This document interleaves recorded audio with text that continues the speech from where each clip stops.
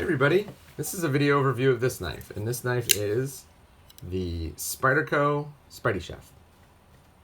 This is a knife that I bought while recording an episode of Gear Geeks Live talking to Nick. This is Nick's fault, and I have to say I'm very glad that Nick convinced me to get this knife, because this is a fabulous, fabulous knife. First of all, it's a Marcin Schleich design, and he's the same guy that designed the Techno and the Schleich buoy. He also designed the Techno too. He's a custom maker out of Poland. There you can see his maker's mark. And he's made some really amazing knives. I love the Techno. It was a brutish, thick, stubby, short knife with excellent fit and finish. This knife is just so much better. And I really did like the Techno. All of the knives that he's produced so far, or all of the knives that he's designed that Spyderco has produced so far, have been made at the Taichung, Taiwan factory, which is a good thing because I think they're making some of the best production knives in the world. This knife is a little bit bigger than 3 inches. I think it's like 3.3 inches. Let me see if I can get something to give you a size comparison. So here's a knife in comparison to the Benchmade mini grip. As you can see, the mini grip is substantially smaller. The knife is very thin. The entire thing is very thin. The blade stock is not super thin, but when you have a blade this wide, it gets very, very thin behind the edge. This is an extremely thin, extremely sharp slicer. Of course, it came out of the box really sharp. The big thing on this knife, aside from the fact that it's a Schleich design, is, let's see, right there, LC200N.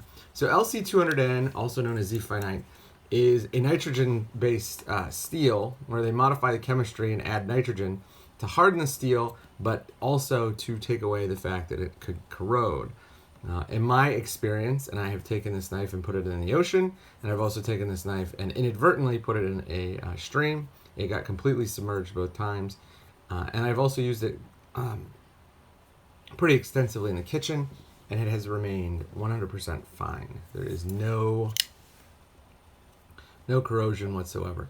I will note that it does tend to get a little foggy, like you can see here. You know, that's not like finger smudges. It just gets foggy. So it does react a little differently to like normal wear than a regular stainless steel does, but it's basically impervious to rust. In my experience, the knife works really, really well. One of the things that I've noticed about Spyderco recently is when they're not giving you a finger choil, they're giving you this like upswept guard kind of thing here. And you notice this is on the Alcyon and the Polestar as well. And it gives you the ability to get really close to the edge without having to worry about going into the edge. And it's not as good as a choil. I would always prefer a choil, but if you don't get a choil like that, it's a really good shape, good feature. The handle here is really kind of weird. This is definitely in the category of weird Spydercos, but it's not, like T-Mag or Gunting weird. It's just weird in that the blade shape is bizarre and the handle shape is bizarre. But the reality is everything works really well, especially when you're using it in the kitchen. I cut up a bunch of cantaloupe for a cookout, and this thing was amazing. It just went through the cantaloupe and cut with incredible precision. It was sharp enough that I could lay a chunk of cantaloupe on the cutting board, open the knife, and just slice it using no pressure other than sort of the pressure the cantaloupe suctioning to the cutting board. The knife opens really well, as you can see. I mean, this thing basically popped open, flies open.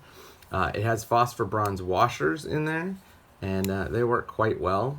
It has the wire clip. The wire clip is a bit sturdier than the wire clip on the Techno and more like the wire clip on the Dragonfly or the Cali 3. Given the steel's imperviousness to water and how hard and how sharp the knife came, how hard it is and how sharp the knife came, this is one of those knives that I can pretty much recommend to anyone. If you do anything with a knife and you like having a sharp knife and you're not put off by paying $200 for a knife, then you should go buy this knife. There's no environment in which it's something that I would worry about. If you're down by the ocean or down by a lake, you don't have to worry about water getting on it. If you're, cutting up, if you're filleting fish or something, skinning something that comes out of the water, it's going to be perfectly fine. If you just want to carry it and have a larger everyday carry, this is a great knife. It's super thin, it's relatively light, especially given that it's a titanium frame lock. You know, they tend to be a little heavier, but everything here is really thin, kept really nice. It's an all-around amazing knife. There's really nothing that I could say negative about it, and it can be used pretty much anywhere.